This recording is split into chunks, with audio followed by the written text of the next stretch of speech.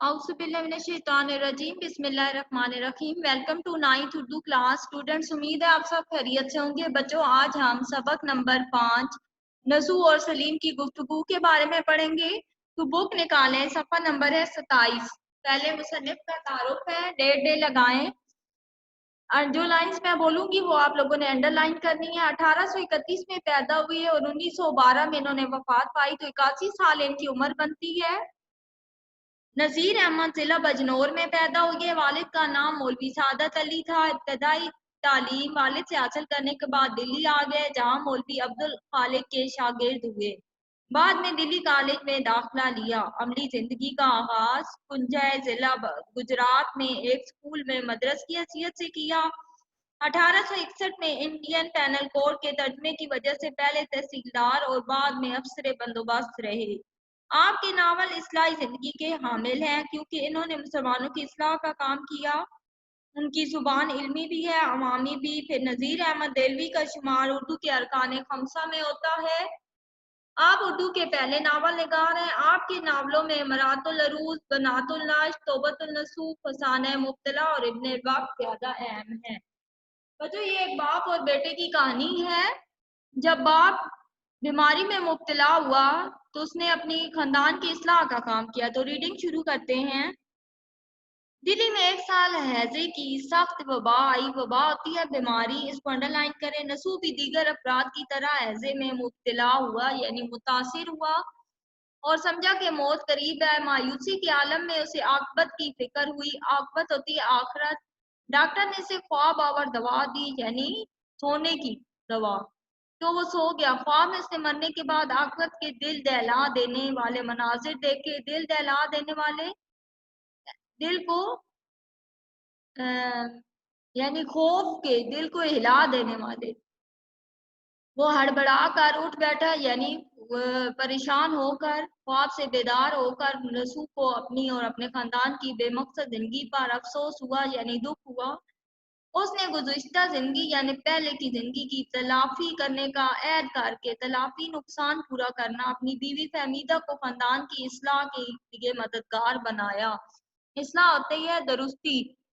बीवी का नाम क्या था? फहमीदा। इसको अंडरलाइन करें। इस सिलसिले में एक रोज अपने बेटे सलीम को बालाखाने यानी ऊपर वाले कमरे सुबह के वक्त बिदारा के जरिए बुला भेजा। आज तो मियाँ बीवी में ये कौल करार हुआ। कौल करार होता है ऐद। अगले दिन छोटा बेटा सलीम अभी सो का नहीं उठा था कि बिदारा ने आकर जगाया। इसको अंडरलाइन करें। किसने जगाया? बिदारा ने।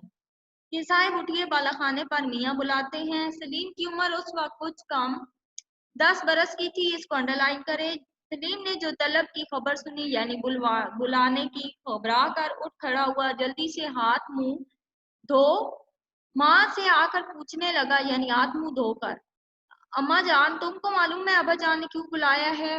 कुछ माँ, मुझको कुछ खबर नहीं। सलीम, कुछ खफा तो नहीं है, यानी नाराज? अभी तो कोठे पर से नहीं उतरे। बेदारा, तुझको मालूम है मियाँ मैं ऊपर लोटा लेने गई थी। इसको अंडरलाइन करें। मियाँ अकेले बैठे हुए किताब पढ़ रहे थे। मैं आने लगी तो मियाँ ने आपका नाम लिया और कहा कि इनको भेज दीजिए, यानी भेज दो। सूरज से कुछ गुस्सा तो मालूम नहीं होता था। नहीं तो अम्मा जान, जरा तुम भी मेरे साथ चलो, मेरी गोद में लड़की सोती है। इस लाइन को अंडरलाइन करें। तुम इतना डरते क्यों हो? जाते क्यों नहीं? कुछ पूछेंगे, जो कुछ पूछेंगे तुम उनका माकूल तौर पर जवाब देना, माकूल मुनासिब। बस सलीम डरता डरता ऊपर गया। इसको अंडरलाइन करे। और सलाम करके एक जगह जा खड़ा हुआ। बाप ने प्यार से बुलाकर पास बिठा लिया और पूछा, क्यों साहिब आज मदरसे नहीं गया? जी बस जाता हूँ, अभी कोई घंटे भर यानी की देर है, यानी घंटा एक आध घंटा रहता है। तुम अपने भाईजान के साथ मदरसे जाते हो या ला कभी कभार? भाईजान के साथ चला जाता हूँ, वरना अकेला जाता हूँ। क्यों? अगले महीने इम्तिहान होने वाला है। छोटे भाईजान इसके वास्ते यानी इम्तिहान के लिए तैयारी कर रहे हैं। सुबह सवेरे उठकर अपने किसी हम जमात के यहाँ चले जाते हैं, वहां को देर हो जाती है।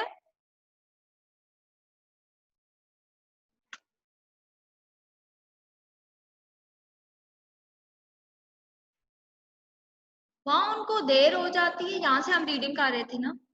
तो फिर घर में नहीं आते, मैं जाता हूँ तो उनको मदरसे में पाता हूँ। क्या अपने घर में जगह नहीं है जो दूसरों के यहाँ जाते हैं? जगह तो है, मगर वो कहते हैं कि यहाँ बड़े भाईजान के पास हर वक्त गुंजफा और शतरंज हुआ करता है। गुंजफा होता है ताश। इत्मीनान यानी सुकून के साथ पढ़ना नहीं हो सकता। तुम भी शतरंज खेली जानते हो? मेरे पहचानता हूँ यानी मैं पहचानता हूँ, चालें जानता हूँ, तरीका कार जानता हूँ, मगर कभी खुद खेलने का इत्तेफाक नहीं हुआ। मगर ज्यादा दिनों तक देखते देखते यकीन है कि तुम भी खेलने लगोगे। शायद मुझको उम्र भर भी यानी सारी जिंदगी शतरंज खेलनी ना आएगी। क्यों ऐसा?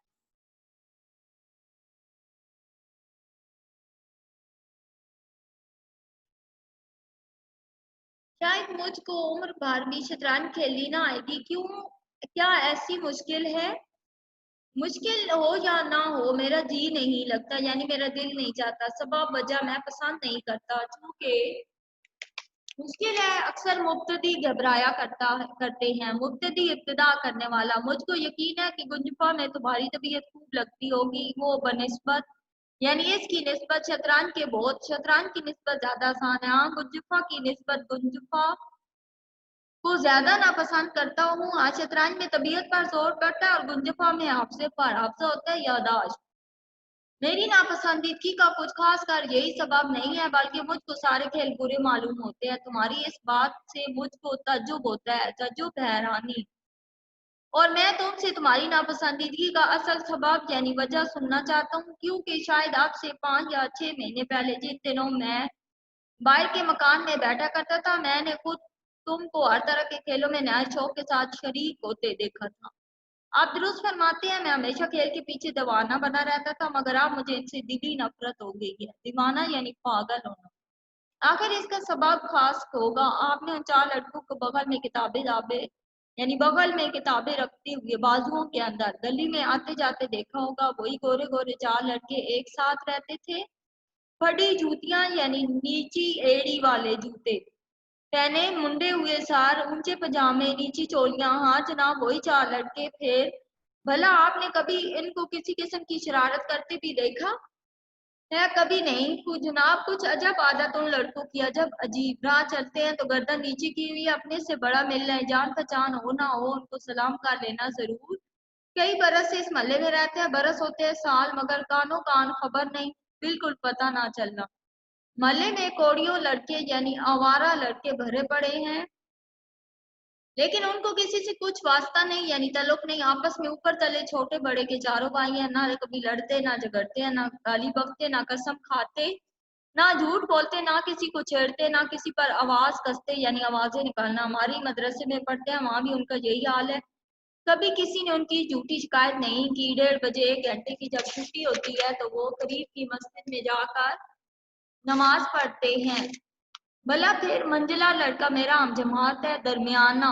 एक दिन मेरा मुफ्ता याद ना था, मुफ्ता होता है सबक। मौली साहब ने आज इतना खुश हुए, उसकी तरफ इशारा करके मुझसे फरमाया कि एक कमबख्त घर से घर मिला है, उसी के पास याद कर लिया कर। मैंने जो पूछा क्यों साहब, याद करवा दिया करोगे? तो कहा बसरो चश्म यानी सार आंखों पर खर्च। मैं अगले दिन उनके घर की आवाज दी, उसने मुझको अंदर बुला लिया। देखा एक बूढ़ी औरत तख्त पर जा नमाज बिछाए किबला रू बैठी कुछ पढ़ रही थी। वो उन लड़कों की नानी थी, लोग उन्हें हजरत भी कहते थे। इसको अंडरलाइन करें। मैं सीधा सामने दालान होता है बरामदा, अपनी जमात के पास जा बैठा। जब हजरत भी अपने पढ़ने से फारिग हुई तो उन्होंने मुझसे कहा, बेटा गो तुमने मुझको सलाम नहीं किया, लेकिन जरूर है कि मैं उम्र दराज यानी लंबी उम्र नेक है, खुदा नेक हदायत दे। उनका ये कहना कि मैं शर्म के मारे जमीन में गड़ गया, जमीन में धंस जाना, और फौरन मैंने उठकर नहायत अदब के साथ सलाम किया।